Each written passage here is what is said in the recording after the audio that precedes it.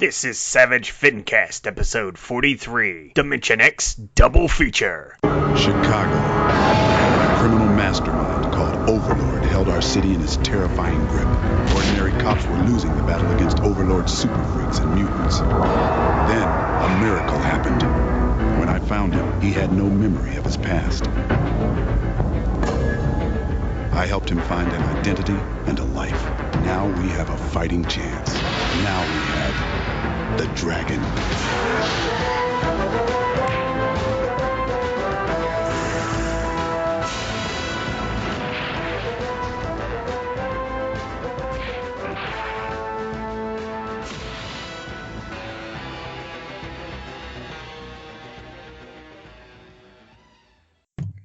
This is the Savage Fincast, broadcasting live to you from Dimension X.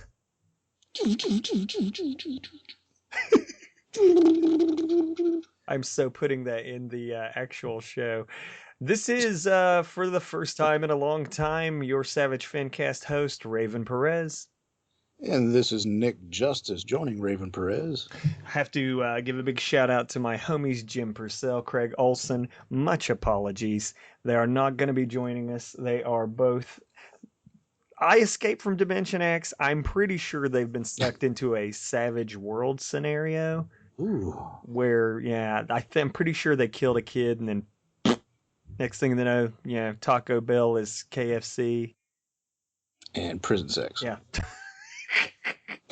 It's going to be the rough loving in this one. It's gonna be like an all-male bitch planet.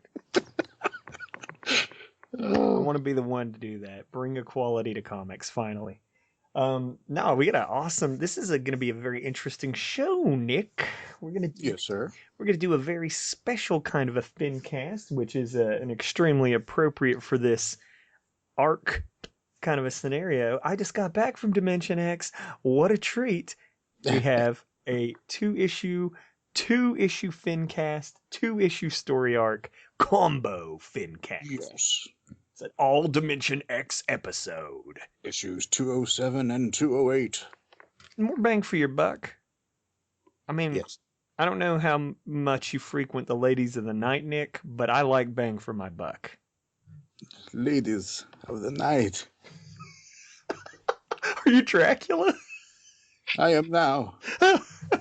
It's October, 29th? Yeah. Oh yeah, we're all over it. Yeah, it's almost Halloween. I almost said Christmas. It's almost Christmas. Well, in retail, it's almost Christmas. Yeah, they threw the Halloween candy right in the old Christmas stocking and just kept on rolling. They didn't care. So I think that we should begin by doing some Erik Larsen news. Would you like to share with us the most exciting news article? I'm stoked. Yes, sir. You get the privilege. All right, first up, we have some Spawn news.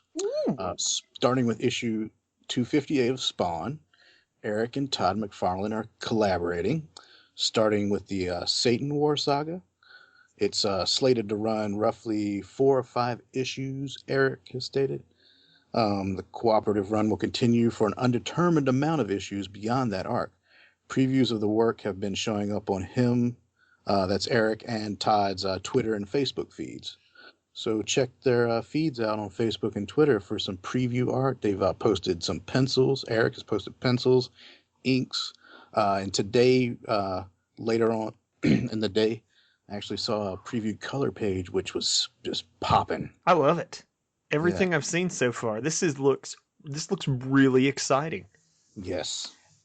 We might have to do the Savage Spawn cast. Ooh. It won't be long, yeah. I just saw issue 257 of Spawn on the shelves today, so, I mean, Erik is going to be pumping out Spawn and Savage Dragon simultaneously. Listen, this is a man. This is a human dynamo. Some even question his humanity.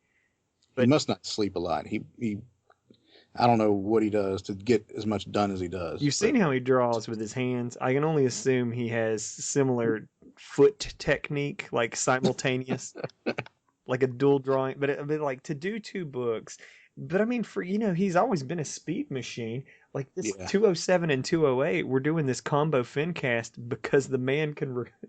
produce two full issues of comics in the time it takes us to do one recording. So, It's made me like question like how do the colorists like Nikos and Mike Torres, the flat artist, it's got to be pure hell.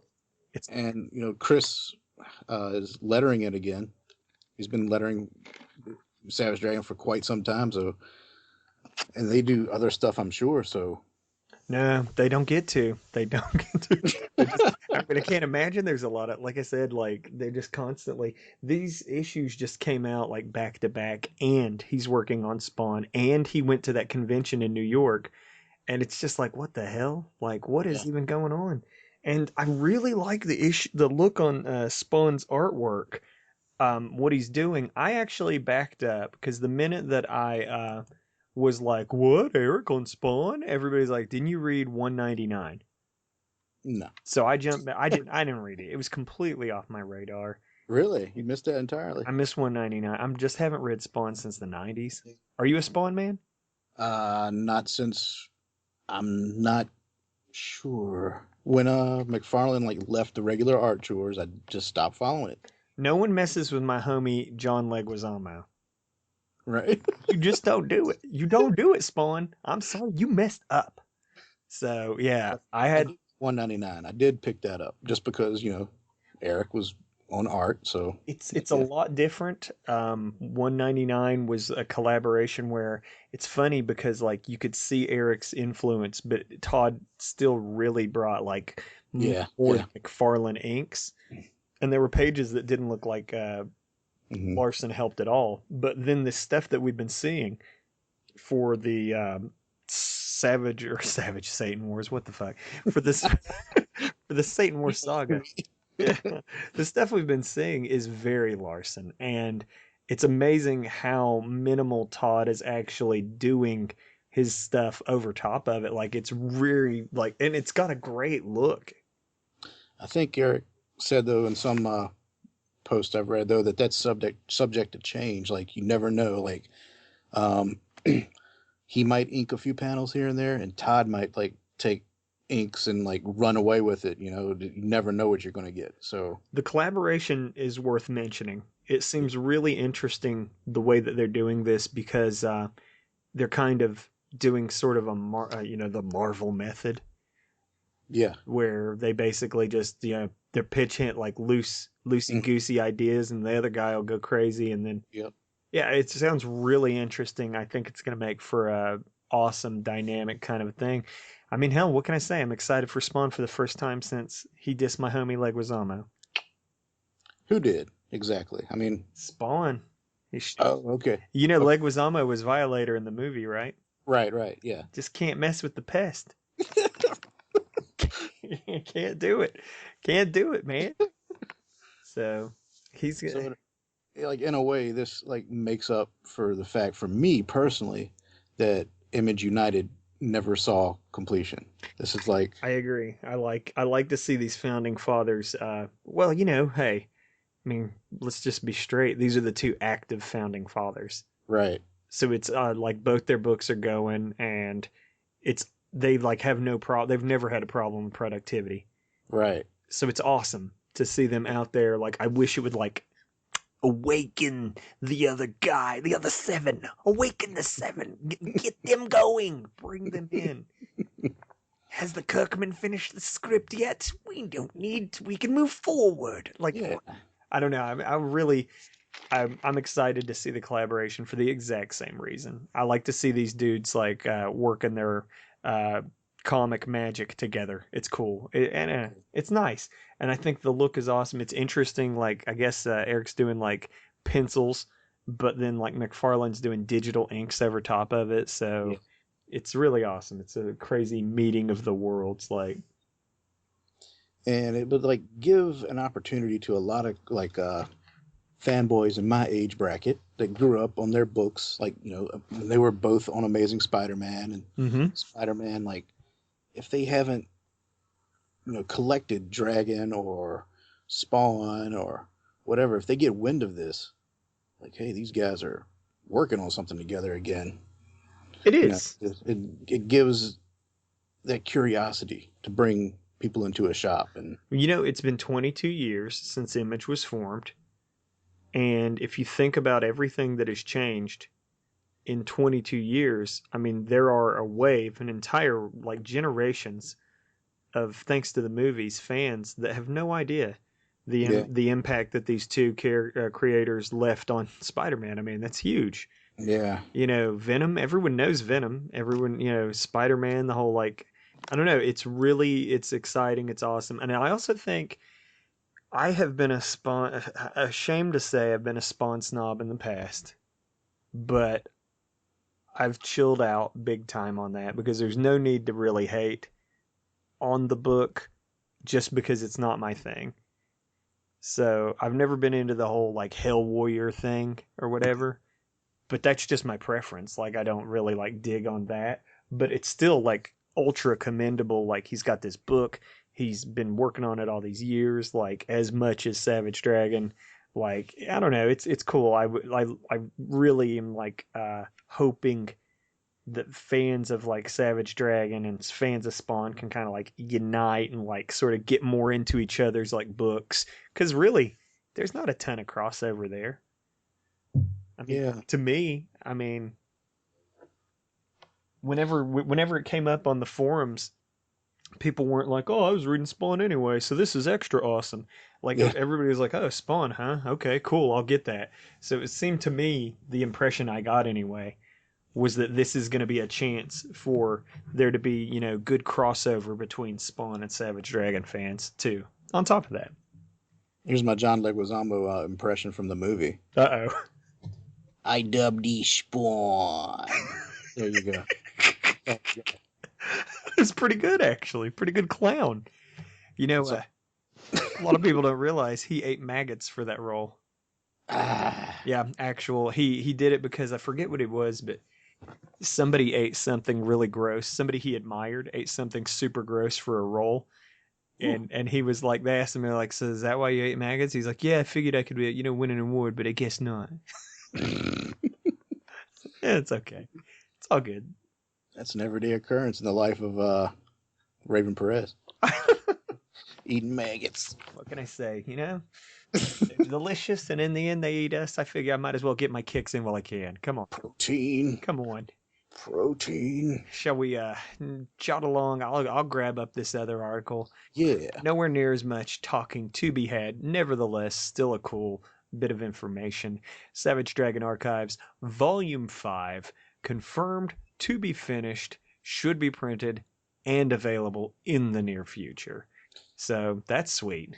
Yes, I dig these so much, and I don't know why. I think it's because a lot of people don't, but me being an artist, and I do things old school traditionally, the Bristol board with ink and brushes and pens. Yeah. I love seeing the artwork printed in that naked black and white form. Absolutely. You got them in these phone book size volumes. Absolutely. I think that it's one of those things that me and Jim like to fight about it. But he's a digital man. I'm a print guy. But I'm like you, I'm a comic guy, artist, and the cool thing about a comic is it's you're doing the drawing, and then it's a drawing ends up in people's hands. It's a super direct translation. Yeah. Whereas in a video game, somebody might animate something, and then the player might barely appreciate that or perceive it. Mm-hmm.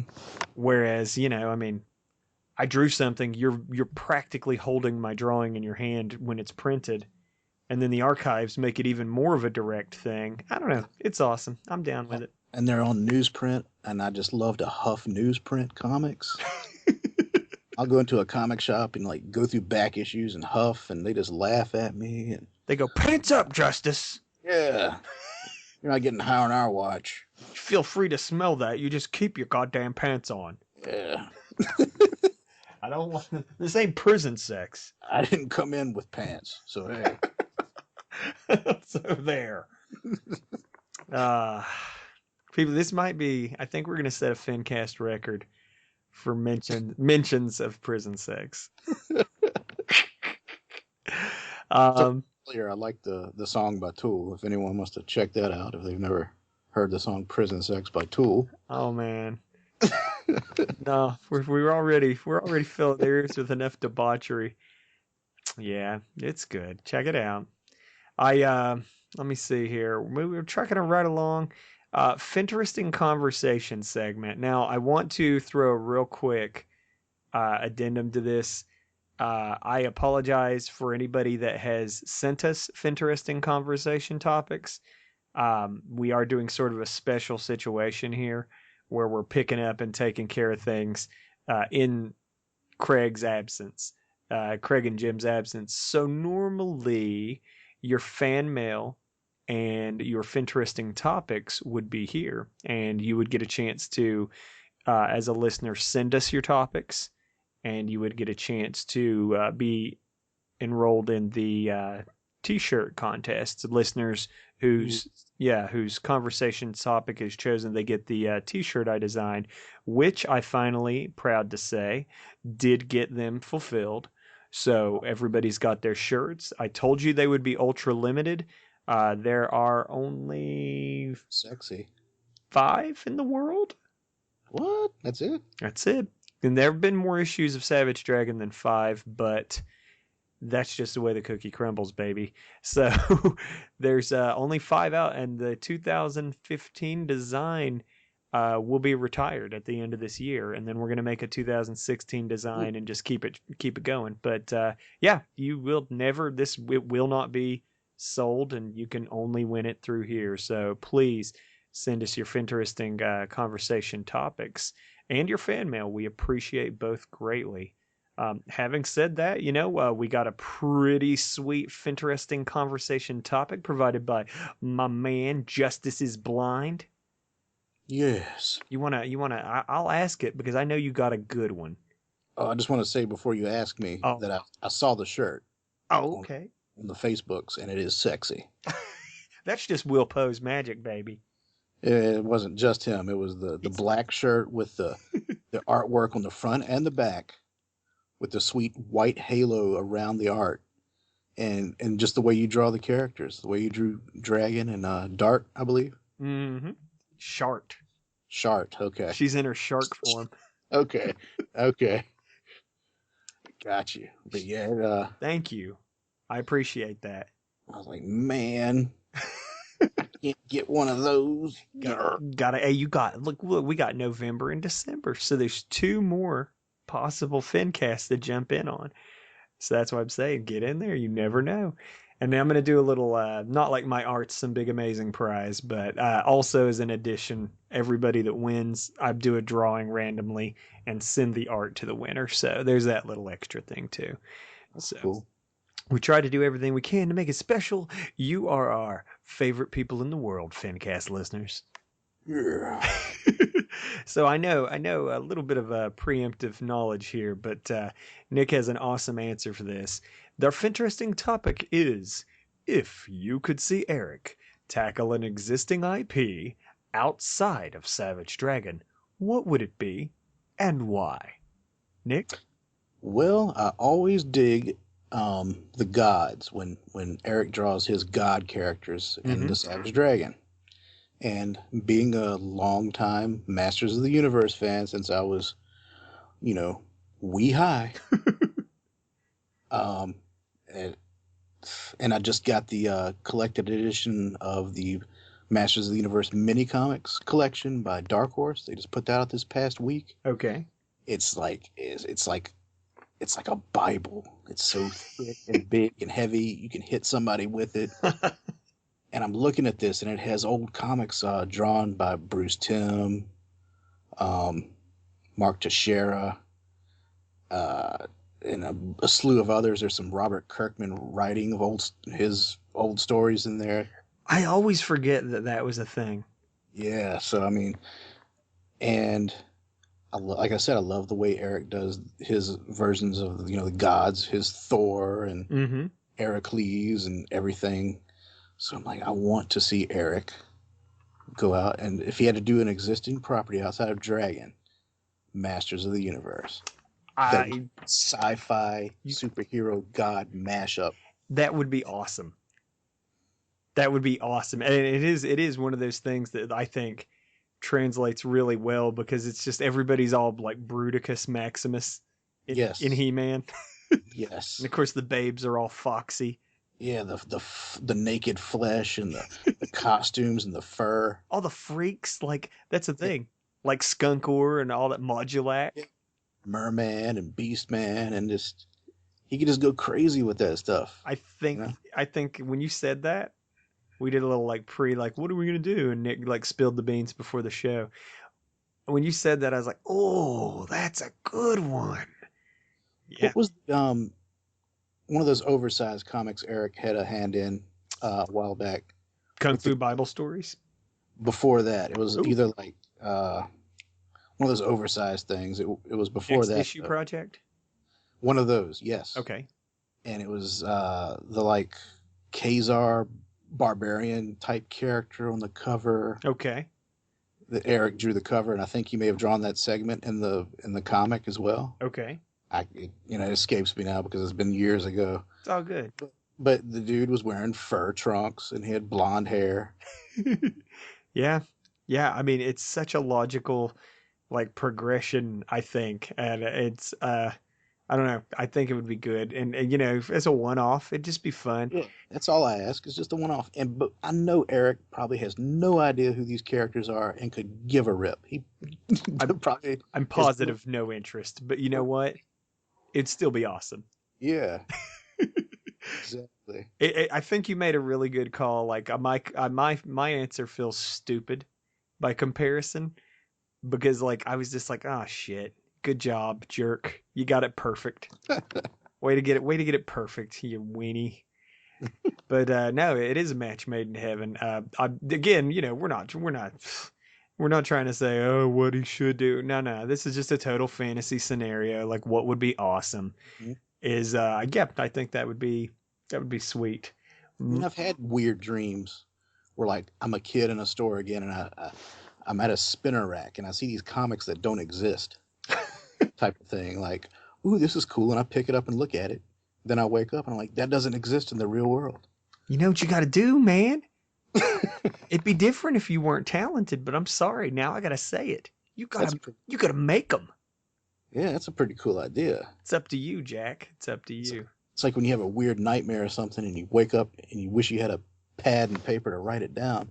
I just usually scrawl it in my own blood on the wall.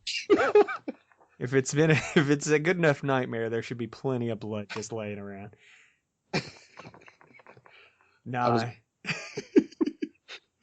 Sorry, so dumb.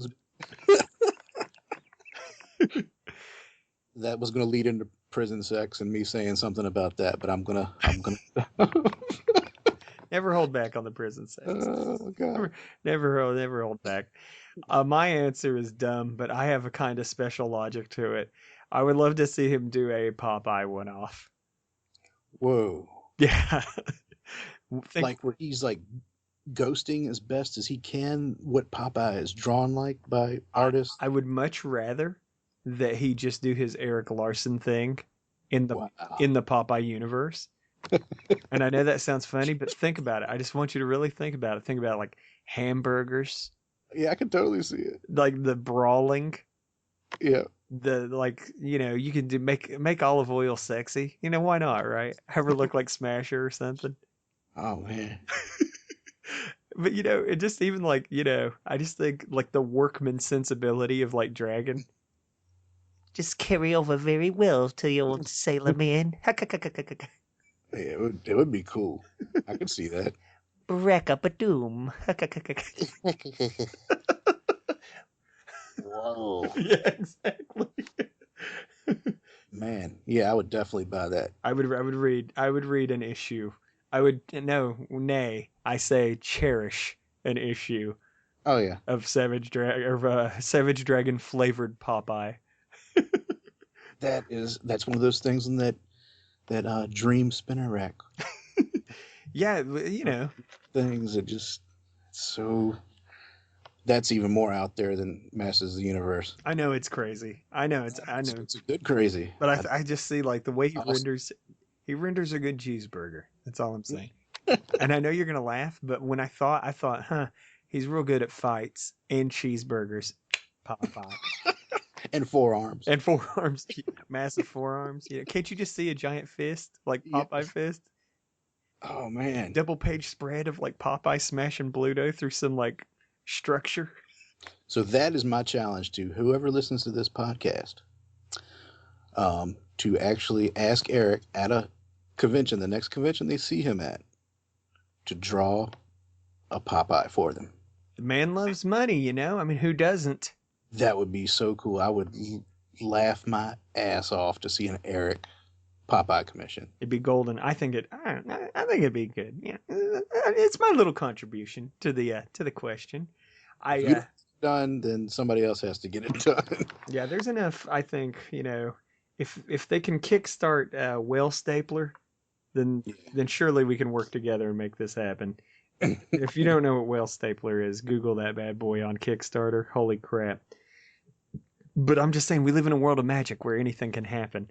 Moving along, we have a kind of an interesting approach to fan mail. Since I personally don't have any of our fan mail here, we have an interesting sort of a twist on fan mail, a justice-themed twist.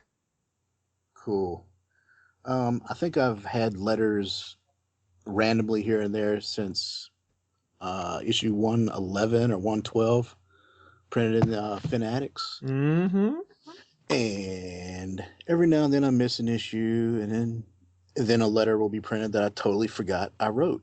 I was like, oh, I wrote that? Oh, my God. And it happens to be the case with the latest issue that just came out this week, issue 208. Here's my fan letter. And this kind of a, I was like, when Nick pitched us, I was like, this is kind of a fun idea. What the hell, let's do it. Hey, Erik.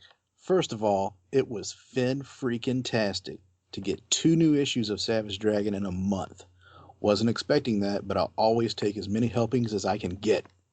Really cool storytelling technique used with the page panel layouts of 205.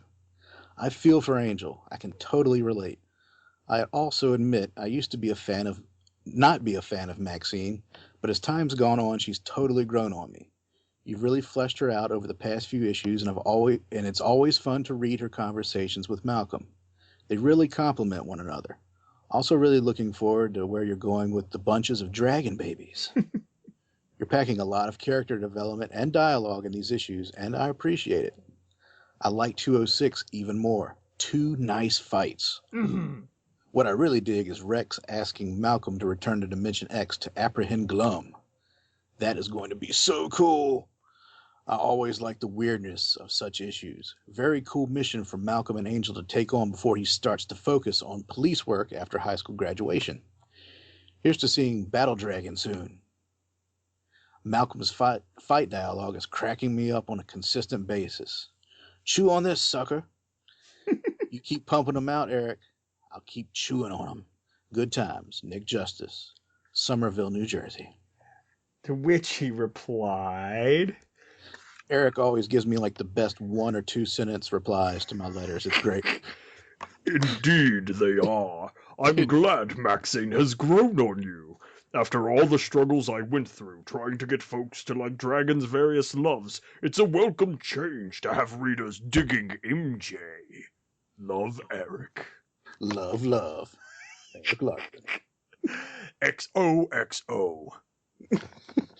no, it's good. It's good. And just to touch on the things you said there, I gotta say, it has been sort of a 2-issue month this year, hasn't it? Yeah, he's not only with this, but yeah, the Free Comic Book Day helping. Yeah, been lots of that double stuff. That's what I'm digging on.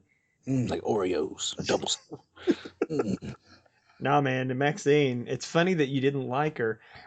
For some reason, Hot Dog on a Stick chick won my heart right out the gate. I think, I'll tell you what it is. I'm going to tell you. It's the underdog nature. She Oh, I was doesn't going to say doesn't prison sex, but no. she just doesn't look like a Larsen girl. Hmm. So I was like, come on, Maxine, you can do it. You can do it. Yeah. So like, yeah, when you see what was it, Tiara? I thought for sure Tiara was gonna like, go the distance more. She's kind of more your typical Larsen girl, like super leggy and like bubble boobs and stuff. Mm. Nope. Maxine. The good ship Maxine sailing in, taking port in his heart.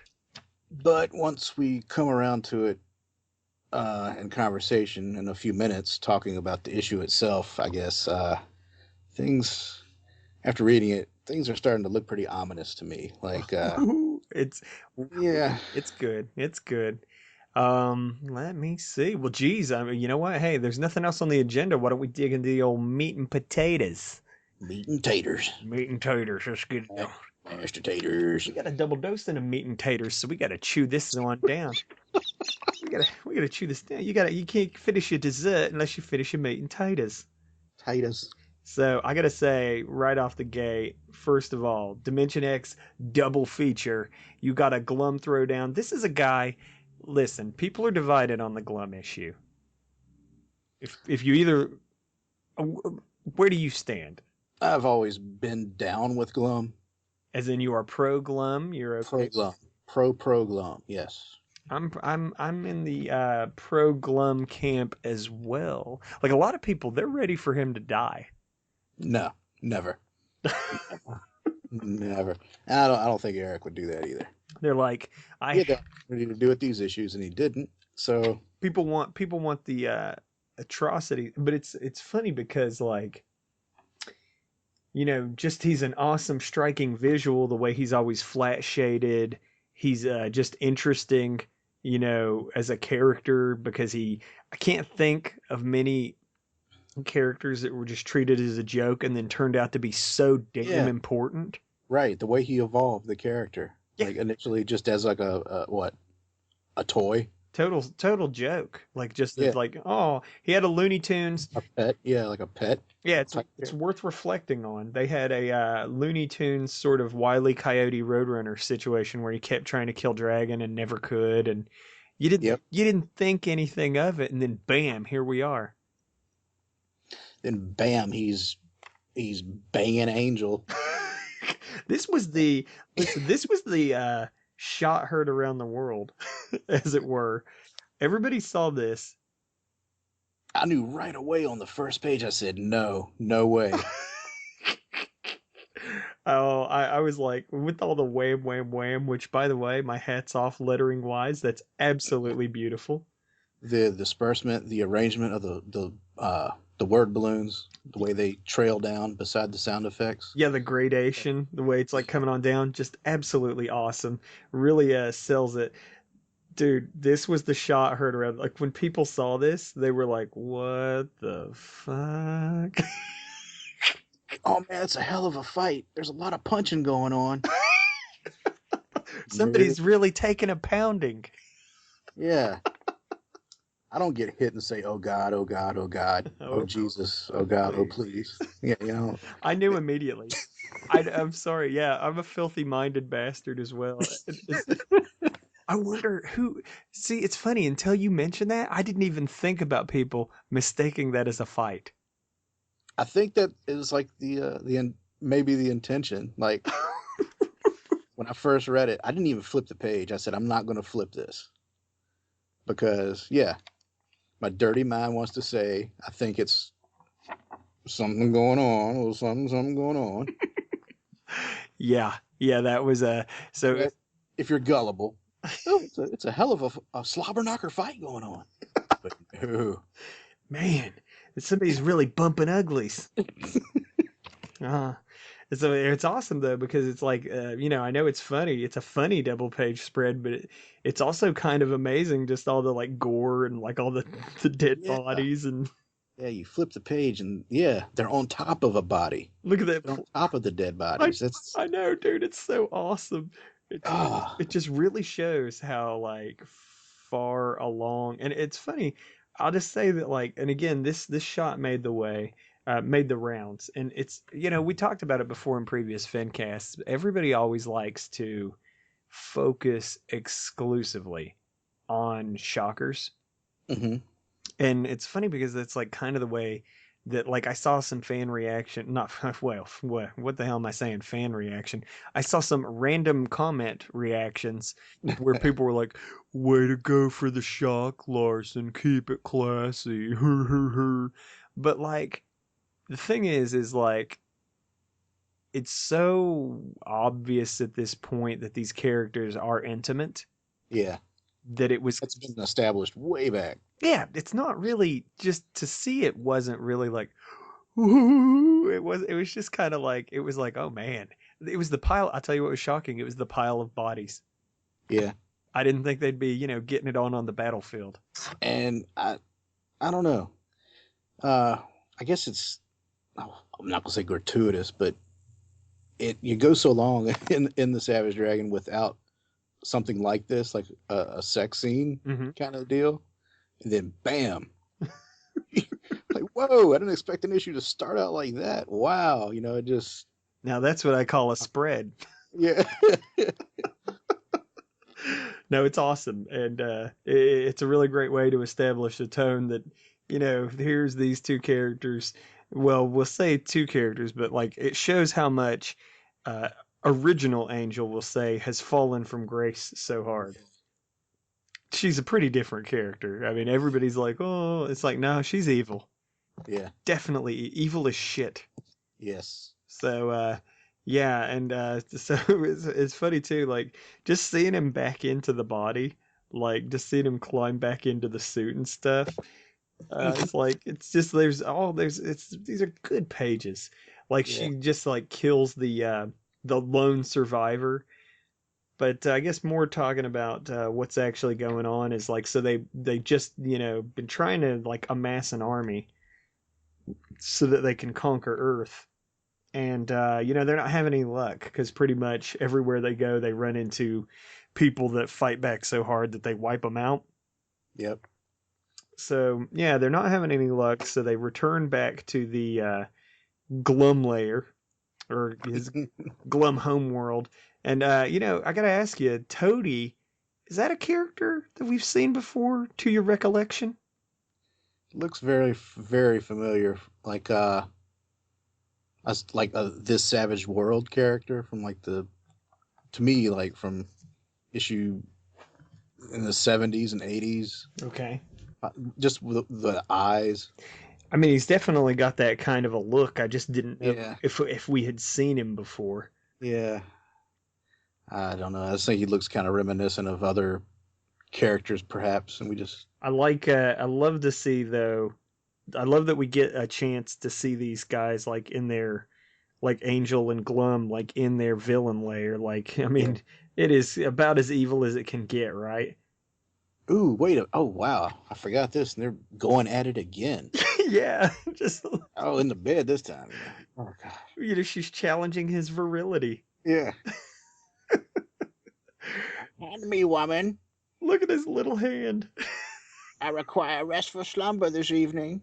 Oh, that's so funny that you should do that. I was going to ask you, how do you hear Glum in your head when you read his dialogue? Kind of like that.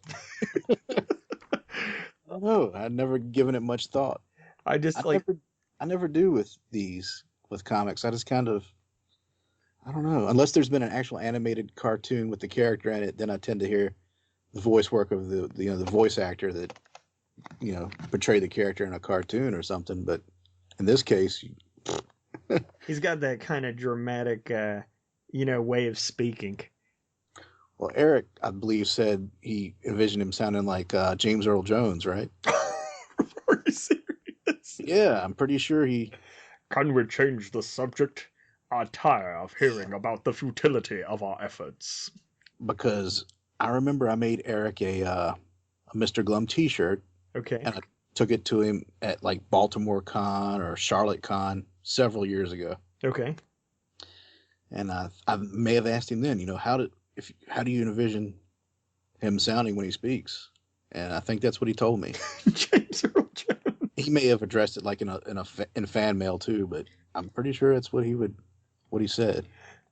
You want to say like Darth Vader, James Earl Jones, Yeah. or would it be Simba's dad? Or the dude from when he was in Conan the Barbarian. Oh, what is good? Yes. That's the power of flesh, boy. I like the just the sort of juxtaposition though of Glum and Angel in bed reading together in the villain lair, as opposed to them being, and it messes with people. I think part of the reason why this messes with people so hard is that, Dragon has that real time factor, so we watched Angel grow up with Glum. So she was a child, but clearly when you're dealing with like a fictional character, I mean, Glum time clearly moves differently for him. He's not changed one even little tiny bit in all these years. Whereas Angel has, grown to maturity. So it's kind of one of those things where it's like, I don't know, it just doesn't disturb me to see these two in this relationship the way it seemed to disturb a lot of other people. Like, I don't know, the vibe I got from people is that people were like, oh, it's just so weird. It's just so weird. And I was like, is it really that weird? It's weird, but that's what makes it cool to me. Yeah, yeah. I mean, it's not like you shouldn't look at it and be like, so normal, ho hum. Yeah. But at the same time, it shouldn't weird you out to the point where you're like, oh, I just can't do this. I like disturbing stuff. I like horror. Horror. Horror. That's a Craig Olsen horror. I like horror. And just the weird and this is just chock full of weird disturbingness. That's what I like about it. I think it's a fantastic thing. He said about the timing was that part of the reason the mission took place now was because he just didn't see this really fitting after Malcolm joined the force. And yeah, that's, if you're going to bring it down to the streets, yeah, like this super extra dimensional stuff kind of, but that's what's beautiful about it, is that it can jump around. Like they both have a place in the book. So that's what's awesome. Moving along, I guess, a little bit as we see that like Angel has a plan. So yep. after she gets a little second double dose of the G thing, she has a plan. The plan is to go all shock and awe on the next group of people and take in every single person all at once. What could possibly go wrong? I'll tell you what can go wrong. Yeah. Is this giant thing. The Awesome Eater. I was like, oh, that's so cool. It is awesome. It is actually awesome. I love this just giant like worm. Yeah. With like rows of teeth. Yeah. I just love these Dimension X issues, and that's these two issues. Oh yeah. The little dude in the foreground, like looking on. Yeah. And what's that rock. What's funny about this book is that, like, he might be nothing. He might end up being like somebody really important, like the guy that commands the Awesome Eater or something like that. I just thought that he's probably got a little saddle on the back of that thing. That's what's it's cool is like you never know, like you have no idea. Like he could totally be someone like, but yeah, they're super screwed. Like the Awesome Eater shows up and devours their entire planet, like that they were on, which means that like they lose their entire army, and yeah, it was not a good plan. And this kind of reminds me of a totally different character, but where did Universo come from? Universo. You mentioned X character? I can't recall. No, Universo actually was just normal. He was just in the normal like universe. Okay. And he was just the space god. I mean, it's clearly a Galactus parallel. Yeah. So he just was a space god that would show up and eat planets. And yeah, it's definitely that kind of a vibe. That dude, I just got so excited looking at this issue at 207 right now. Mm-hmm. I just completely pulled the middle pages out from the staple. It's good for Erik because that means I have to go out and buy another issue. Back it. at you. Oh my. You can't can that Finthusiasm. Oh my goodness. That's what Okay. you're gonna make these babies a little bit. Two little metal staples. Yeah. No, man, it's good. This is good. There's everything in this is everything you love about Glum and Dimension X. Dimension X is always an amazing thing. Like just the visuals of it, the random, crazy, unpredictable nature. You never know like what's really gonna like come of a story that takes place in Dimension X. And we got Glum and Angel when they return. We get a little contrast. Before Glum was shitty to Toady, now Angel gives Toady a good smack. And she has a breakdown. We get to see, people always wonder, like Angel's clearly on board with being with Glum, but you get to see a little insight, like on how this whole thing has played out for her. And she's not super happy. It's kind of shitty. It's been terrible for her with the whole God gun. She for those that don't know, like Glum, or like new listeners, Mr. Glum actually took over the world using a weapon that made people do whatever he wanted. And one of the things that ended up happening is that Angel's mom got killed. So that's kind of like a little bit of a it's a little bit Dragon. There was a whole arc where there was a long time where Dragon was on a quest to find her. And it's a controversial death too. While we're at it, like a lot of people hated that she died off panel like that. Yeah, I touched on this the last episode that you weren't in. Oh, okay. Yeah, totally talked about this, about how that was one thing I would go back and like address more. I personally liked it only because it was different than other, like, to me, as long as you do something different or interesting, you can do something that might be a little disappointing. Like, was disappointing to find out that, like, oh, she just, oh, by the way, here's a note, sorry, I'm the one that killed her, bye. But at the same time, it was shocking. Yeah. It was really shocking. Like, I remember reading it and being shocked. I remember crying. It moved you to tears. Yes, it was like one of 3 comics in my life that I recall moved me that much. I told Jim and Craig the last episode, and they didn't make fun of me too much. So I'm such a Smasher hater. I was moved to tears of joy. I was like, thank God she's gone. Yeah. It happened. She's gone. Please hook up with Alex Dragon, please. She never was my favorite character either. It was just the writing, the art, the way, the dialogue. It just like, wow. It was actually, like, jokes aside, a really like I said, this book, it just gets pigeonholed as being like shocking moments and goofy stuff.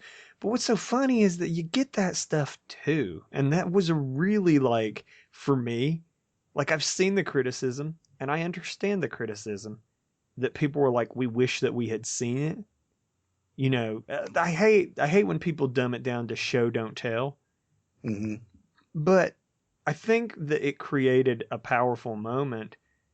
And, like, it's one of those things. This book is, on its writing, grossly underrated. Mm-hmm. Like, nobody's talking about Savage Dragon for like, oh my God, the moving writing. Nobody says that. But it's got stuff in there like that that's like, that's some heart-wrenching shit, because it was basically like her goodbye to her family. And I don't need everything spoon-fed to me. That's what these white gutters are for between panels. Your brain, as you read it, fills in things, Yeah, I mean, you can have some blood in the gutters. Yeah. Stuff can happen. You don't have to have I don't think it would have really made the moment more powerful than it was. Nope, not at all. To show it. And in fact, for us to find out at the same time as the characters, I thought was a pretty nice touch. Because the sad thing is, like, the way the story was framed is like he was looking for a missing person. And a lot of the times, I mean, this is just shitty, but like, when you're looking for a missing person, you're pretty much just looking for a body. Chances are in real life that, yeah. And when you get closure, it's not usually a good thing. Like, it's usually Mm-hmm. all you're doing is just confirming your fears. So I don't know. It was a kind of a. It's funny, like I said, people don't associate that kind of like stuff with this book, but for me, it was a powerful, like real kind of a moment. Her breakdown of these couple of pages like brought all that back to me when I was reading this issue. You know. Oh yeah, and it's good too because you get to see Glum feels bad. Yeah. Like he's usually never has he. You know what? You're talking about like Erik on He-Man.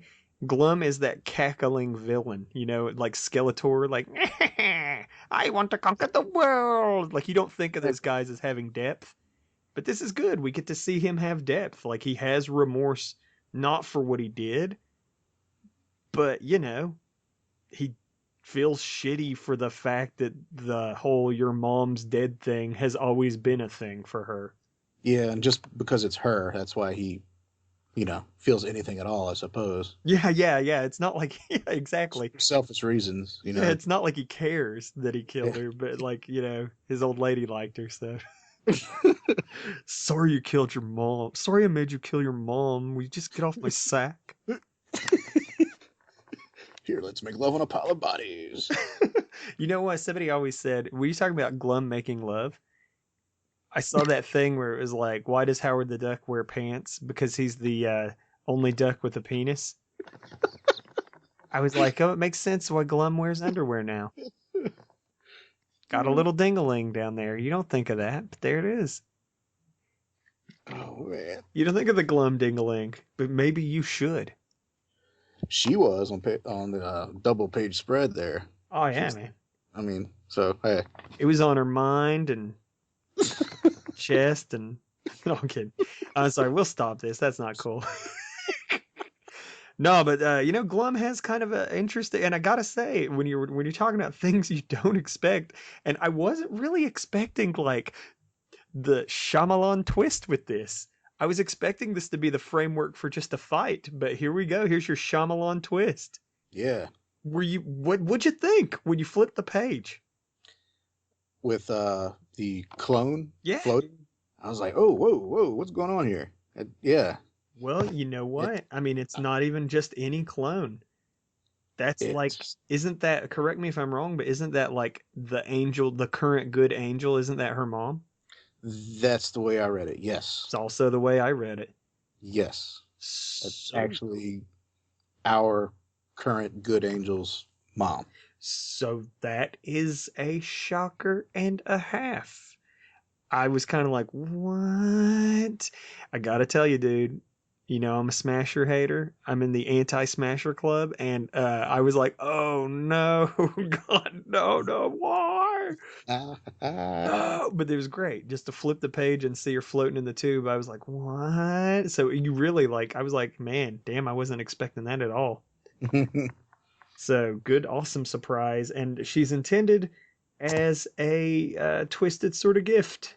When we conquer Earth, surprise. Yeah. Here's a version of your mom.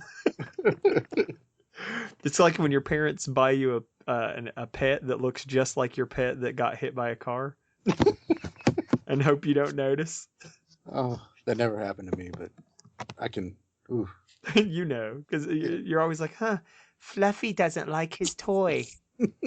Your parents are like, must be because the toy's bad, not the cat. I had a dog that ran away, and like weeks later, she showed back up, and I never was quite sure if it was the same dog because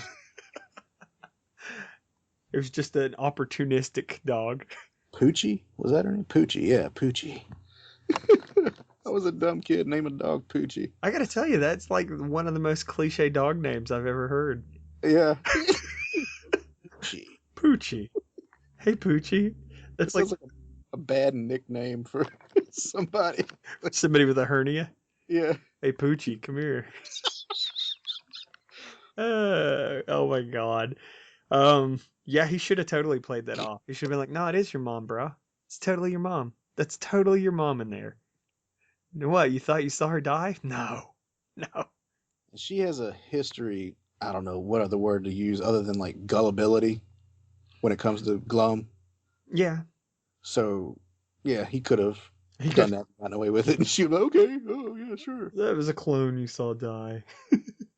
But no, it's funny because Glum. It's funny, like I don't know. Like I said, I liked it. I like this episode a lot. We draw to a close. The cover and the back page spread, you get to see a little bit of the. It's funny because if you flip back and forth between the cover and the back page, the army vanishes because obviously that was a fake out. Yes. Like they're not fighting an entire army, but you get kind of a flip book effect where Malcolm's raising his arms and Angel is like, going for, so is Rex. Like it's, Yeah. I don't know if it's intentional, but it's kind of a cool little flip back and forth. I'm doing it now. It's like, Yeah, I'm doing it now that you said that. So hey, look at you. I don't know. It's kind of, like I said, it's kind of Yeah. a neat little, like I said, I don't know if it was intentional, but it was kind of a neat little extra thing. So. Yeah. But yeah, all in all, the 207 was super rock solid. We can't say too awful much about the Carl Cosmic backup. It's well-trodden territory. We've at this point seen old Carl, so it's all good. I know I don't mind seeing him again. For folks that didn't get this, here it is, and I always thought this was a nice little backup, just because it doesn't go the way you think. But no, I gotta say, go ahead and just as far as the funnies, this is one of my favorite funnies collections, and it's got to be because of Principal Dog. Yeah. Is that not great? These are just so, from issue to issue, they're all different. Establish a relationship of trust. Acknowledge and honor their emotions. Do your job. And then he's just pissing himself. So wise. Also, it's funny. It took me a minute. I don't know why, but it took me a minute to warm up to the microwave dinner man joke. But that's actually really funny. Took you a minute to warm up to it, huh? Oh my God. I didn't mean that, but that's hilarious. Yeah, I had to stir myself up a minute. Yeah, I had that hot center, but everything else was cold. I had to stir it around. I don't think modern microwaves are like that, Nick. I don't think that's... Is that a joke the kids are going to get? Nah. No, it's a good gag. Misery loves Sherman. What can I say? I loved it. It's good, but Principal Dog wins my heart. Uh-huh. So, man, that was good. And one day we'll see Raven's Dojo. Oh man, I hope it never gets that desperate. I hope I hope things never get that dire. Oh man, They're I'm expecting to see it one day. Just bam. when they're calling in the Z League.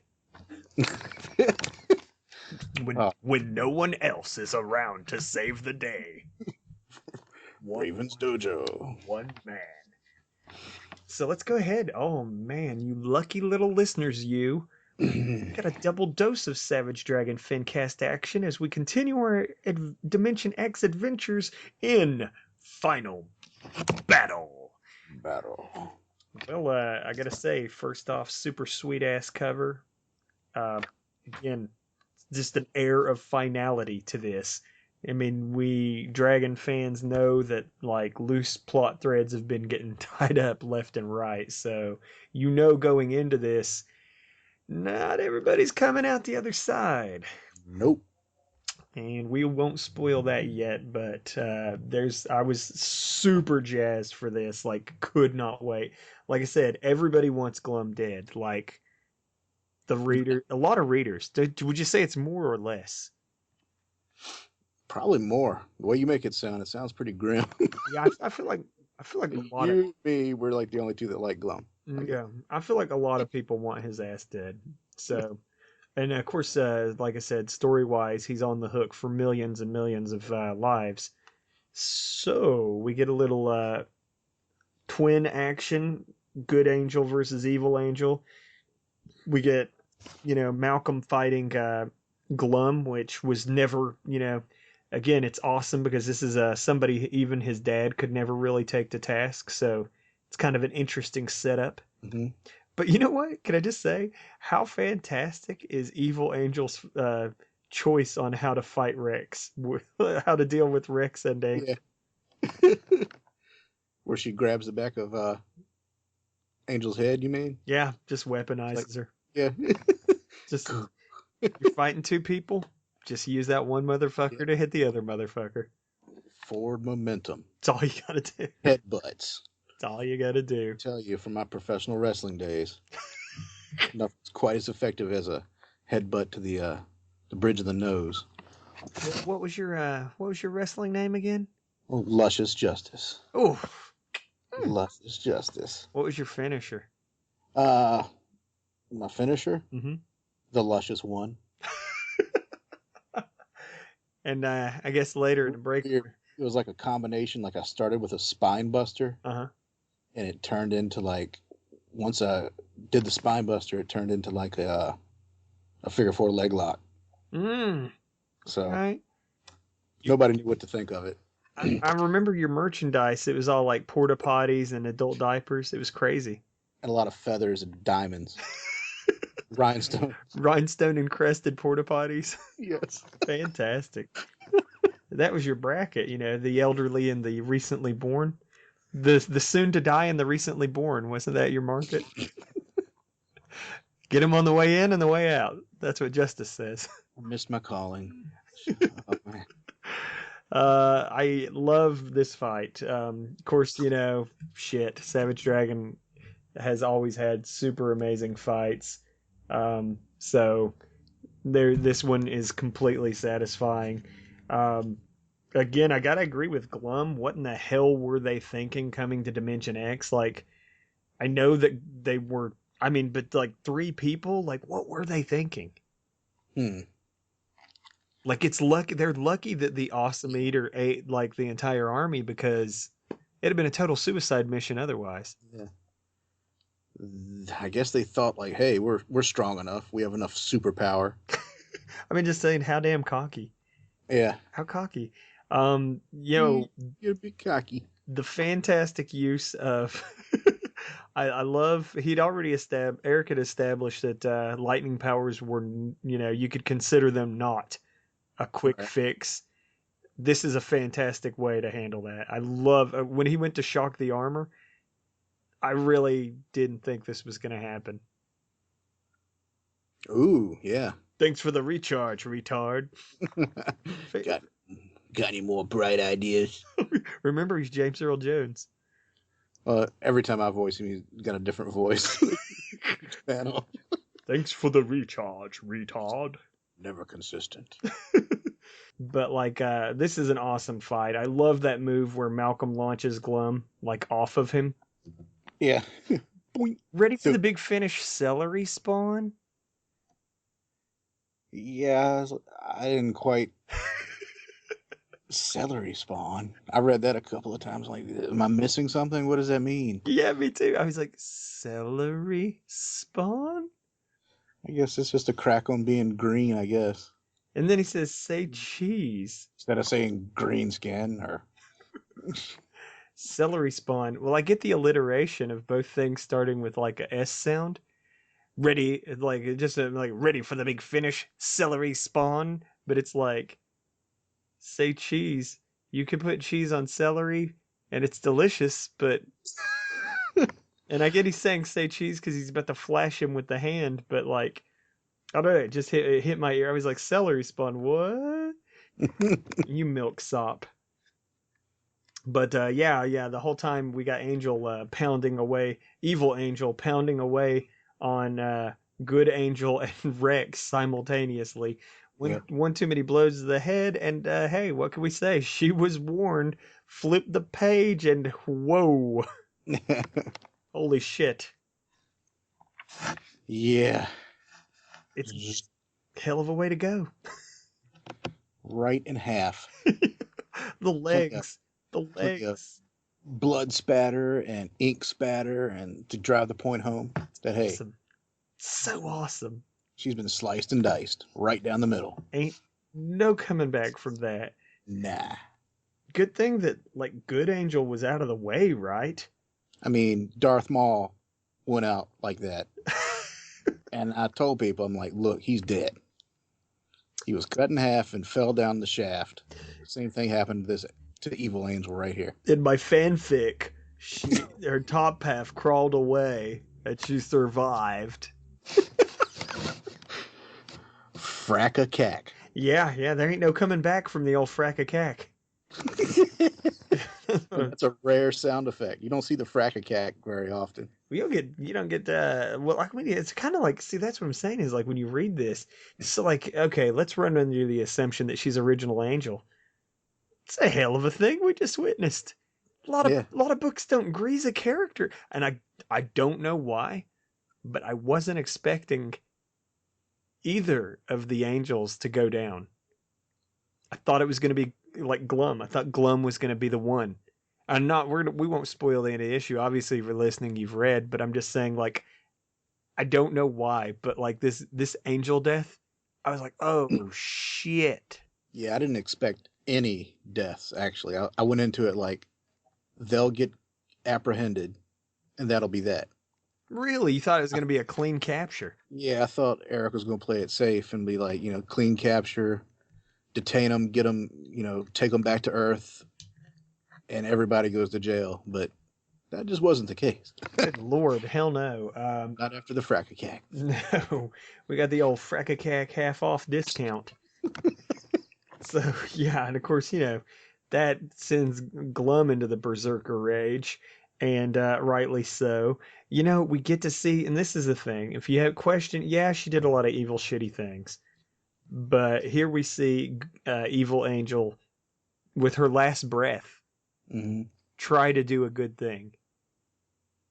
It's like it could have. It's an attempt at. We won't spoil the ending again. We'll talk about it when we get there. But she tries with her dying breath to tell Angel her mom is there. Like, yeah. So it's kind of like an awesome. I was like, oh, it's a redemption-y moment. Oh, that just gave me chills. I totally get it now. I didn't quite.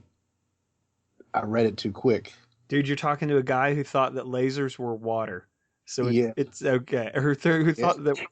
No, you're talking to. I still got it wrong just now. Damn it! You're talking to a guy who thought that water was lasers, and the guy was named Fountainhead, and he made a pee on the electric. I just like all the hints were there. Yep. So I'm just saying it happens. Yeah, that was like a powerful moment in this issue. I was like, oh, she's trying to do something good because she didn't have to do it. She was like evil as shit at this point, clearly.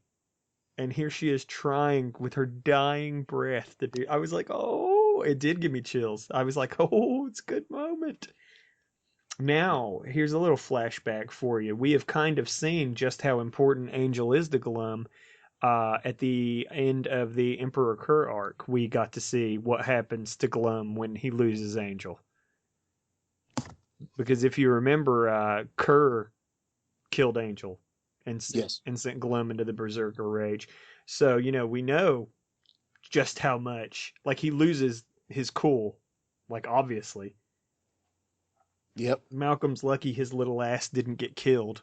Yeah. Gets thrown away like so much celery spawn. Like peanut butter on my celery. You're gonna be. I'll cover you in peanut butter, you fool.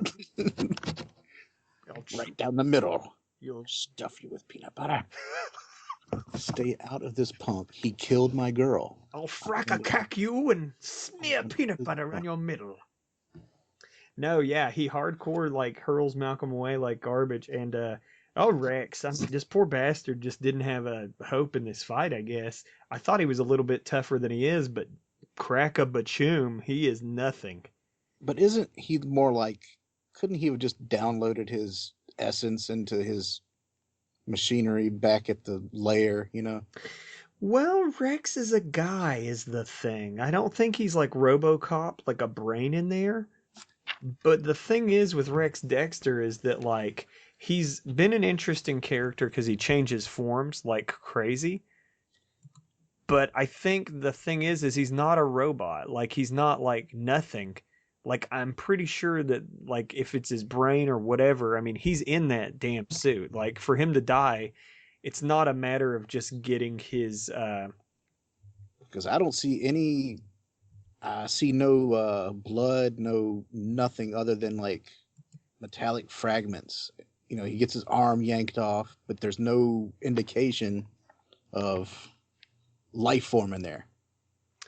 Yeah, I'm not seeing gore. But at the same time, like again, I just to jump around a little bit. There's a funeral later, so it's like I would say he's gone. Like whatever the case, whether he is like brain in a suit or whatever. Oh yeah. I think he's gone. Like I don't think they end up coming back from that. The old Frakachak. Actually, he got a crack of Bachoom. He got a crack of Bachoom, and again, it's an awesome visual. There's so much good. I like the little like way like Glum's like jaw looks when Malcolm's giving the old football tackle. Yeah. Like, Guh, guh, runk. So Malcolm gets a hell of a second wind. Of course, it's not really anything. I think really the deciding factor that like even gave them any hope is that Angel got up and decided to fight, which gave him the psychological edge. So yeah, that's the only reason I think that they managed to pull this victory over, because it seemed like Glum kind of was kicking ass. Yeah. I think if he hadn't have been psyched out, I think they probably both would have died there. Couple solid punches by Malcolm and Angel do the trick. So they rip that little bastard out of his suit, and everybody's all dead as hell. Next thing you know, bam, just a chunk gone. So I was thinking, it's so funny because when they died, I was like, damn, how the hell are they going to get home? But I guess they had a homing beacon or something like that. Yeah, leaves a little crater behind, and you got Toady. Old Toady taking it. Old Toady, always the voyeur, just taking in the show. Toady hasn't had any dialogue, has he, in these 2 issues? He has. He attempted to draw a bath for Angel. And he said something? Yeah, oh yeah. He's like, oh, I drew a bath for you, and she's like, out of the way, milksop. Smacked him in the face. So yeah, Toadie's had a little bit of that, not much, nothing significant. Pretty much he's just a bootlick. Like he's not gotten anything done. But it is funny to see all those soldiers like taking. I like the visual, by the way, of just the big like chunk of rock in the lab, like with everybody all dead and shit. That's a great visual. Yeah, that is pretty cool. Like, I see now. It's awesome. It's really like it's a cool visual, and that's why I've only read this issue like twice, and this proves why I need to read each issue like 5 times before it all sinks in. You gotta soak it up, man. It's dense. Yeah, I mean, there's a lot. Well, yeah, that makes sense now that there's a big chunk of rock there, because that's on the previous page the big chunk that's missing from when they got teleported. Yeah, just teleported them right out. So I guess my thinking is it was something linked to Rex's armor. His armor's kind of central in the mass. So I'm guessing like maybe that was what it was. But they apprehend Glum. We get to see Hortus run in, and of course she's like all, Hortus just ain't right. You know what I mean? So she's like, thinking Rex is okay or whatever. Angel's sympathy for their for Glum and other Angel kind of surprised me a little bit. And really expect her to feel sympathetic to their plight. Yeah, I get part of that probably you took you played a major role in like killing another version of yourself, which has got to be the most bizarre psychological, thing. Yeah, that'd be a little bit of a mind fuck. I'm seeing myself, a version of me dead, and I help make it happen. That's just super weird to me. Yeah, yeah. Oh, you know what? I've got it. It's just like that scene in Harry Potter where the one twin sees the other twin die and he's all super sad. Yeah. No, I'm kidding. I'm joking. No, it would be messed up. You got to think like, here's this person who looks just like you. Yeah, I can see it. You have shared history, in a way, and well, you got to think they're like that could have been me. Yep. I can get it. Reversed. Yeah, if hey, there but for a few choices. Yep. Was how my story played out. Yep. I get it. I'm on board. You got me.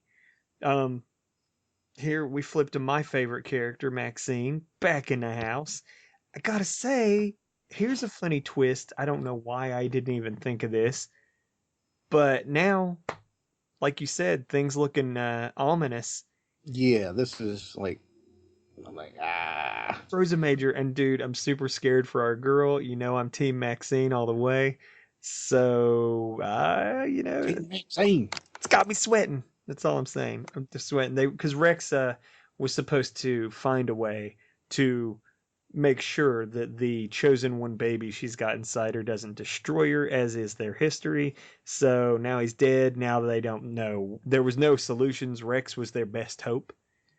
Now they don't know what the hell they're going to do. So they're kind of like, so there were solutions. Like Rex was kind of an easy answer.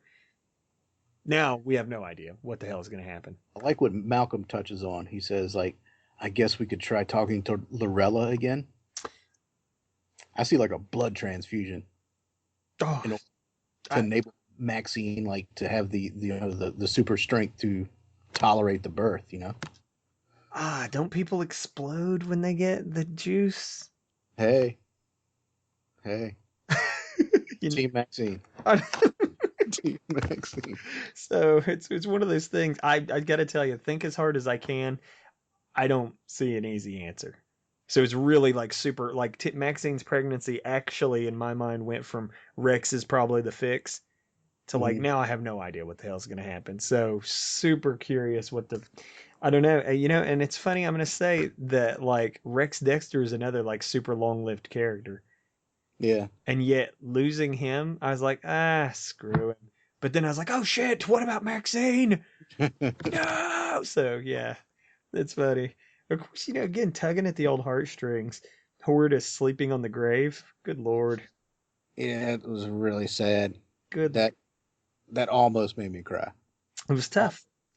It was tough. The barbarians were at the gate. Yes. I had the Like she's just, I don't know. She's simple. That's what makes it sad, because she's simple. Yeah. She doesn't get it. I know it's a Photoshop thing, but I like what they did with the grass. Very beautiful. Yes. Let's not forget the fact that Hortus actually fellatioed Papa Dragon back in the day. So just She also dated Michelangelo. that's right. So there's no telling what happened there. So Yeah, I'm just saying anything, she's just pretty good for herself considering. yeah, they didn't sit around eating pizzas. Although that could be a great sex euphemism. What do you say, me and you go to the apartment and we sit around and eat some pizza? Hey, you want to come over and eat some pizza? Me and her, we've been eating pizza all night long. So basically, we get a pretty hilarious like slice of life moment where Malcolm and Maxine are making arrangements for their wedding, and it's just hilarious. She just doesn't want her parents to be there. They're super buttholes. Of course, they've been judgmental the whole time. We've not seen them much, but we know they don't approve of Malcolm's superhero lifestyle. They want her to find a good Chinese boy with a good job. Yep. Now she's knocked up. Before wedding, it's a shotgun wedding. Yep. See what I'm saying? They were right. I hate to say it. They were. Last word balloon on that page. What could possibly go wrong? I love this Glum sequence. We get to see the little man having little man rage in prison. The panel of him gripping the bars is hilarious. Tony will save me. Tony's obedient. And then you flip for the payoff. Now, can I just say, I don't know how you feel about this, but I positively loved the Smasher's back, no wait, no she's not fake out. Yeah, that's actually happening. I love that didn't happen. I love that she didn't actually come back. Right. She's just, and who knows what could happen. Overlord could, for whatever reason, he's keeping him around. Yeah, it could be 100 issues down the road Yeah. before Erik touches on this again. Yeah. I mean, that's it. Think about it. Like, how long has it been since like the wedding where we thought she was dead? Yep. So like, and look at, I love Toady. Just a little Yeah. moment of cocksuckery. Yeah. Just toasting. Suck it, Glum. Ooh, Toadie's in charge. So Looking a little closer, yeah, I see he has the bottle of wine in his right hand. isn't it great? I love it. Uh, It's got a naked chick hanging around in a tube. He's getting to watch his enemy suffer. on the Fantastic. orb thing there, yeah, that's cool. Yeah, they use that orb to regularly spy Yeah. on events in Earth. So it's kind of cool. Like it's just a funny little nod to see it return. And so that was the end of the 2-issue arc. And I got to say, looking at both of them as a whole, absolutely awesome. That was super kick ass. I got way more than what I was expecting. What's your thoughts? What's your opinions? Issue 208, it felt longer than Eric's standard 20 pages to me. I mean, yeah, that's how I felt too. 208 felt much longer. It was just cram packed full of like awesomeness. Yeah, a lot of story, a lot of good dialogue, and it just felt longer than 20 pages to me. And of course, in a good way. of course, my favorite is, when you read this book, you get closure on characters. Like in other books, I saw something where it was like, oh, Lois Lane knows Superman's identity. It's like, who gives a shit? No one cares. How is that news? How is that even remotely news? That's pretty big news, man. I mean, I sure hope everything's okay. Things will never be the same. no. Oh my God. No, I dig it. I love that in this you get to see characters that are so old bite the dust, and then Glum's on death row now, and it's just really it's an awesome book. It had everything. This 2-issue arc had everything I love about Savage Dragon in it. So completely badass. And it leaves you guessing, like, where will he go with this? Yeah. Takes like all the options off the table. Yep. Oh, by the way, all those things you thought? No. No. So here we're going to talk a little bit about the backup, written by Mr. Gavin Higginbotham, Mark Welzer on arts task. We got Adam Pruitt on the letters and colors by Dennis Lehman. This was awesome. I dug this. Yes. Hasn't Mark drawn other backups before? I am completely moronic and didn't know that. If he did, I'm sorry, Mark. I was on Facebook. I was like, "Well, I didn't know you were so great," and he was like, "Try not to let it get out or anything." I was like, "What?" But then I think about it, and it's like I'm sure he's drawn other things because I recognize the art. Yeah. I've seen him draw some Masters of the Universe things. I could have sworn he had drawn some backups previously, but I don't know. It's good though. I love Bulkhead. I love the visual. Bubble Boy. I know he's stupid, but I never can get enough of Bubble Boy. And the cool thing is totally you can tell it's Mark's artwork, but he's definitely got that cool Erik Larsen influence throughout. Oh yeah, this is like there's so much good stuff going on these pages. Like, I mean, just want to praise them. You guys did a killer job. I love the fight. I love these comedically bad, like the new comedically bad brute force. You could never get enough of Earth Girl. Never. Underboob.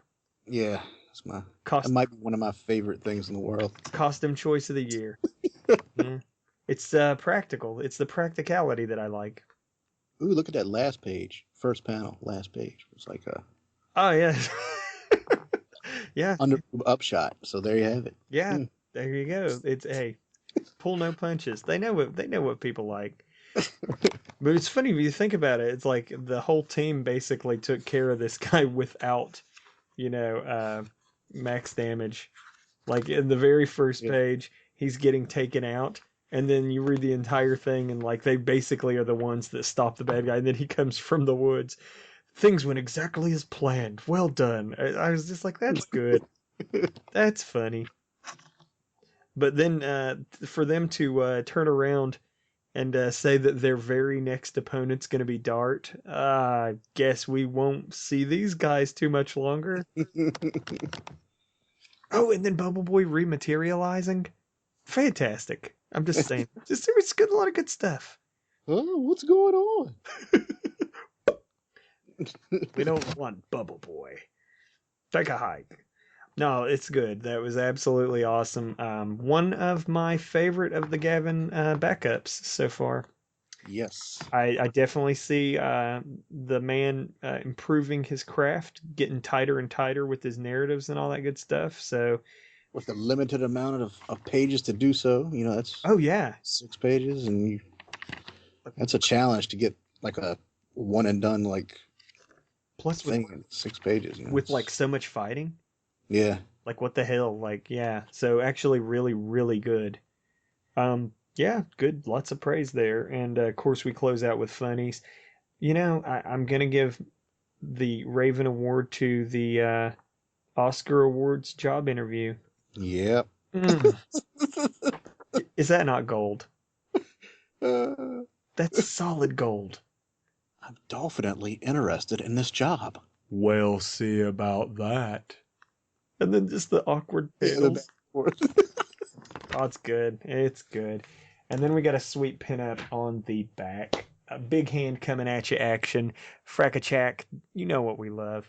Awesome. I mean, hey, that's why we do the Fincast, because this book continues to kick ass. So, Yeah. I mean, that was good. That was good stuff. We hope you enjoyed it. Of course, we love to hear your feedback, your thoughts. There's only one last thing left to do. Savage Dragon 209 solicitation. Yes. You have that solicitation, right? Malcolm Dragon gets married. His new life begins here. And that's all she wrote. So we got a super knocked up Maxine. Yeah, about to drop any minute. Just, whoo. Looking like she's cram packed full of babies. And disappointed looking parents in the background. Ooh, I gotta look closer. I didn't look at the background. Oh yeah, mom and dad not looking happy. Thunderhead at the wedding. And of course, Savage Dragon fans know that a wedding is usually somebody's gonna die. Damn. Or get there'll be a throwdown, like it's not it's not like a typical wedding. It's like there's gonna be some kind of madness. So it looks good. I'm super jazzed. I'm super excited. I'm definitely on board Team Malcolm and Maxine, because even though they're teenagers, I'm in my 30s and my lady is like over 6 months pregnant now. So she is, visibly getting bigger and bigger. It's a miraculous thing to see. The miracle of life. Yes. The closest thing I will ever get to see is every time I shower, the miracle of pizza belly. Hey, come over and have some pizza. Wow, so I wonder who's going to have their kid first, you or Malcolm? Oh, they'll beat us to it. We're due in February, so. Are you going to name the baby whatever Malcolm names his baby? Ooh. You could, and then they'd grow up together in real time. Ooh, my woman would never know. She would never know. You'd be like, I know a really awesome name. Smasher. No. Malcolm Jr. Malcolm Jr. Why do you want... Why? Have they...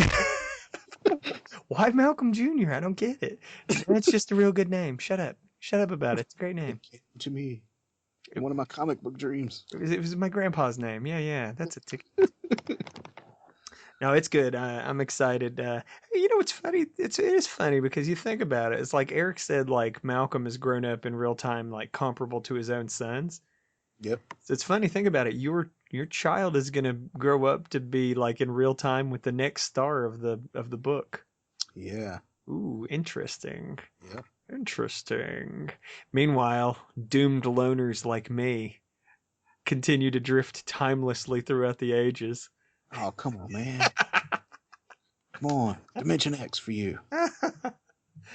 So that's it, everybody. I just wanted to say thanks again for Nick Justus jumping in there, helping me out, helping Craig and Jim out in their time of need. We appreciate him joining the show.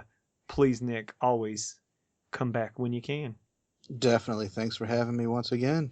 We appreciate everybody listening to the Savage Fincast. We'll be chatting you up next time, and we'll just do a super quick, because this has been a long show. We're running in at about 2 hours now, so we'll just real quick give it maybe 10 minutes of randomness if you feel like sticking around. If you don't, please feel free to check us out. Support the show on SAVAGEFINCAST.com. That is part of the Gutter Trash Network. Thank you so much for being our hosts all these years. DragonFan.net, where you can get news, art, etc. Links to the Savage Dragon Wiki maintained by Gavin Higginbotham. There's 2 fantastic Savage Dragon Facebook groups. We encourage you to join there, be a part of the community, show some Fin enthusiasm. We are on Twitter. Basically, if there's a dog walking down the street with a little pouch on his back, you can probably reach in there and get some Savage Dragon news. We're everywhere. We got you. So please, the best way to support the book is to show some enthusiasm. Get out there, talk about your love, talk about your passion. This book deserves it, and yeah, awesome.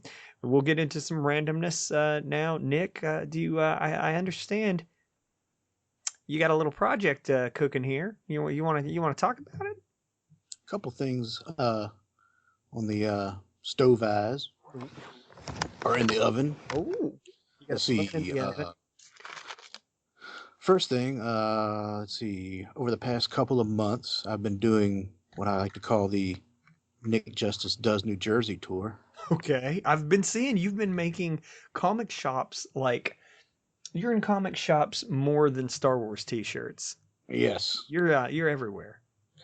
I decided to take like a business model of a garage band or an upstart band. Okay. That's like hitting clubs and just playing gigs. Okay. Like if I'm a local indie artist and I've been to all these local comic stores and I know the guys that run the stores, I'm buddies with a lot of these people. Self-publish a comic, get your work out there, do signings at these stores and like sketch day events. So I've hit Zap Comics, I've hit Dewey's Comic City, I'm doing Zap again, Halloween Day. Awesome. Next weekend I'm doing another great shop called Eastside Mags. And basically it's for a comic self-published through Glum. Okay. It's called Mantasy. Love that name, and that cover is absolutely electrifying. Thank you. It's good. I mean, it's really great. It's like a mishmash of like there's 3 stories in the comic, 4 chapters, but like 3 stories. I just like took elements from each story. One's a sci-fi story. One's like a weird Western, and one is straight up superhero like Jesus E. Lee. Awesome. Is it Jesus or like Jesus? It's Jesus E. Lee. Awesome. It's like 5 new pages of that character. Sweet. So, you pitch these things. The writer that I've collaborated with, John Carroll, we pitch these things to indie companies, and you get your polite rejections, Right. or you never get any feedback at all. Yeah, a lot of people don't do anything. Silence is your answer. Yes, I'm tired of rejection or feeling that way or nothing, sitting around with my thumb up my butt. Self-publish the book and grassroots, do something local, old style. And it was a couple months ago, I believe Erik said, someone asked him a question on Facebook, I think, about, how do you get into comics? And he gave him like a good answer, like just publish your own thing. Yeah. Get your work out there. Absolutely. Pound the pavement. So I just kind of took that to heart, and past couple of months, that's what I've been doing, and I'll continue to do it into next year. Awesome. Get a bunch of these books, do local, actual, like couple larger New Jersey comic shows, Comic Cons. Okay. And also, what else am I doing? Oh, actually drawing some pages for a book called Solitary, Okay. written by C.W. Cook. Okay. It's being published by Devil's Due first. Nice. So I think I'm drawing like flashback sequence pages and epilogue pages. Okay. So I think the series is going to be 4 issues. And each issue I think I'll have like 6 or 7 pages. I won't be drawing the entire book, Uh-huh. but I will have like, I'll get to do my thing on those 6 or 7 pages per issue. Okay. So I've already got the first 2 pages of the first issue in the can. Then later on in the issue, I have to go into the script now and like, do thumbnails and lay those pages out and draw those pages. But I got to tell you, everything that has made it to Facebook has been a treat. So I think you were not bad when I came across your work, but you are definitely like pushing yourself. I feel like your stuff's getting better, brother. It's good. Thanks. Rock solid. And it's like, I feel bad because sometimes I'll go, it feels like weeks sometimes where I'm like drawing nothing I enjoy because it's other things that have nothing to do with comics. Oh, okay. And like, I want to sit down and work on comic stuff. And when I do, it's just like, you regularly draw Raven's Dojo. Mm-hmm. So you can attest to this better than I can, that because you get to, you're more frequently like escaping into your creative zone. It's fun. It is rewarding. I also do not like to work on other people's stuff. Like I'll do commissions that hold no interest for me, like weird things. Like it was cool, but like this past week I drew a 3-headed pink flamingo. All right. And the lady was nice and everything, and I was like, yeah, that's one of the weirdest requests I've ever gotten, so why not, and just threw a little money my way for it. I don't have a problem with that, but it's just, don't you want a sketch of like Savage Dragon instead? That's Like, always the kind of, that's where I'm at. Like I if I could do, and I just try to tell people, it's funny, people have a tough time with they don't, it's, people just used to say, what do you want to do? Like it just didn't make any sense to them. They'd be like, what do you want to do? Like, and I'd be like, I just want to do my own thing. Like it's my like own thing. Yep. yeah, like a musician, they don't want to do cover songs their whole life. They might enjoy doing a cover song or two, but what they want to do is they have music that they have in mind and they want to get it out of their mind. And I feel you. I will even work my day job and just not do any commissions, just because it's like people are like, I got a buddy who has graduated to full-time comic work. He's doing his own thing. He's not like with a publisher. He's just simply self-published, and he's able to support himself. But the way he supports himself is through he's got a butt ton of commissions that he uses to pad out his income. Yeah. And I'm just like, it's awesome that you can do that. I just lack the morale. Like I can't bring myself to do it. So I work my day job and I come home and just do my thing. That's the price I pay to do only my thing. Like if I had 6 months where I was freelancing, and oh man, it's so hard. You can make money like that. It's fine. But man, like you said, you just got to turn off that like not wanting to draw things you don't want to draw. Yeah. And just do it. For the past year on weekends, I live in Jersey, and I've been traveling out to the Poconos on the weekends every weekend. Mm-hmm. So I'm literally working 7 days a week. But I go out there and I draw characters of couples. Okay. Like in various themes, like romantic themes, because it's these, romantic resorts these couples go to, and it's been killing me, man. It's hard. when you really kind of don't have any interest. Like it's like not anything against the people. I mean, I know you appreciate their business, but it's like when you're drawing two people in a romantic setting, like a bubble bath. I've seen you put them in bubble baths and stuff like that, and it's like, I know you'd rather be drawing Jesus E. Lee punching some creep's face in.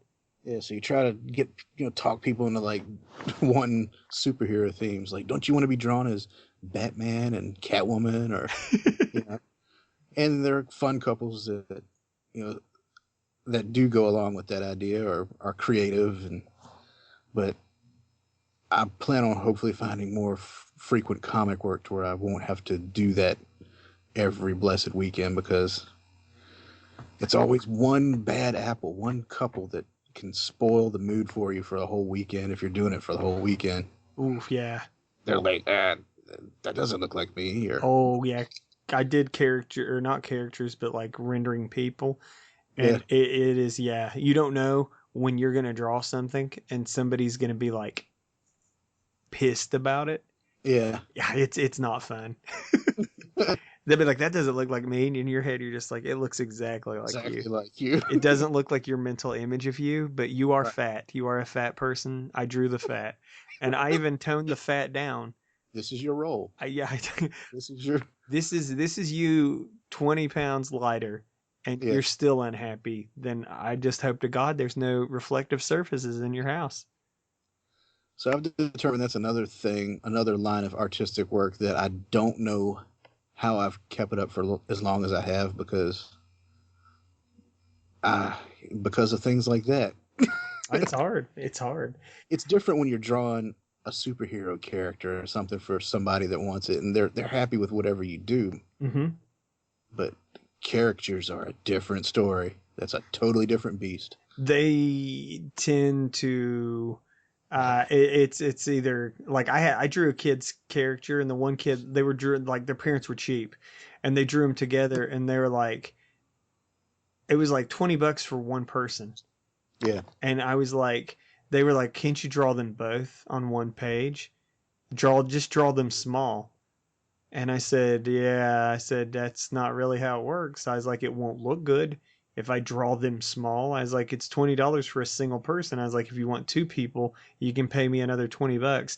And they're Yeah. like, we don't want to do that. And I was like, I needed the money. So I was like, okay, I'll draw you small. So I drew the one kid sitting on the other kid's lap, like as a ventriloquist dummy. And the little kid, like the big brother thought it was hilarious. And the little kid, I made him the dummy, and he cried. And his parents were pissed. And I was like, well, no refunds. And that was how that rolled. So yeah, me and characters, not friends.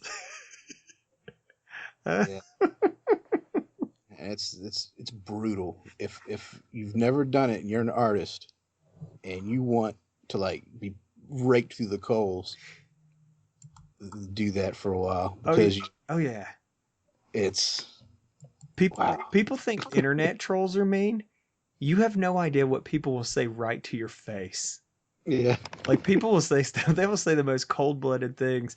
Right? Like, and like, people were like, when I went to college, like I went to college a little late, and people were like, so I'd done like some shows like for a few years before I ever went to college, and people were like sweating peer review. They're like, oh my god, people are gonna be like criticizing me to my face, and I was like, that's nothing.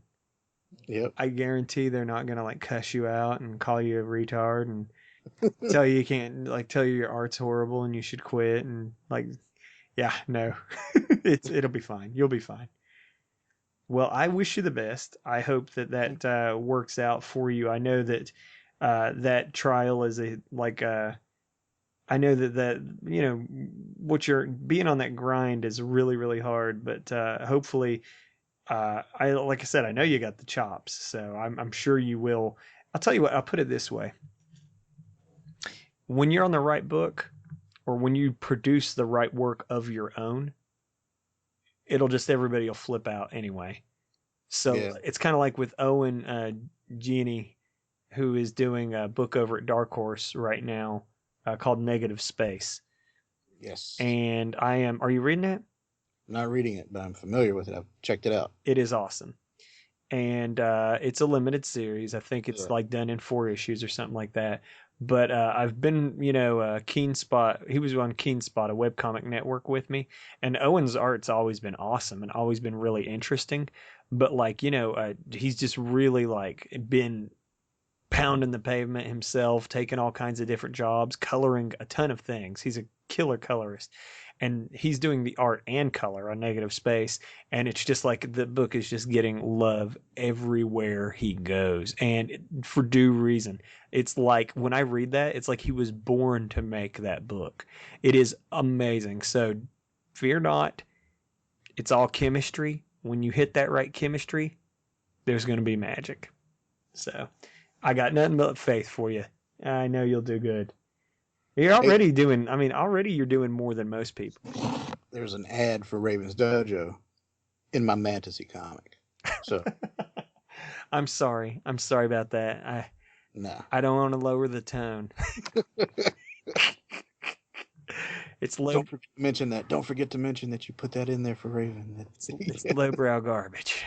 But it's for peons. But I love it. But no, that's pretty much it. I myself haven't been up to anything noteworthy at all, like completely at all. I've been gone because of my own life craziness, but I'm back. And yeah, you've done a few pages recently. I've been knocking them out, brother. I'm back. I'm back with a vengeance. So hopefully here to stay. I don't foresee craziness on the horizon again. So hopefully. And Jim and Craig will be back. So it's all good. Mainly, I don't have any real news or anything to pass on. So was there anything you wanted to close out on? No, sir. All right. We've covered all the bases. All right. Well, if you're still listening, thanks so much. You're the best. We will be bringing you more Savage Fincast awesomeness as soon as possible. Thanks for your patience. Thanks for listening. Nick, thank you. And take it easy, everybody. Thanks. Love.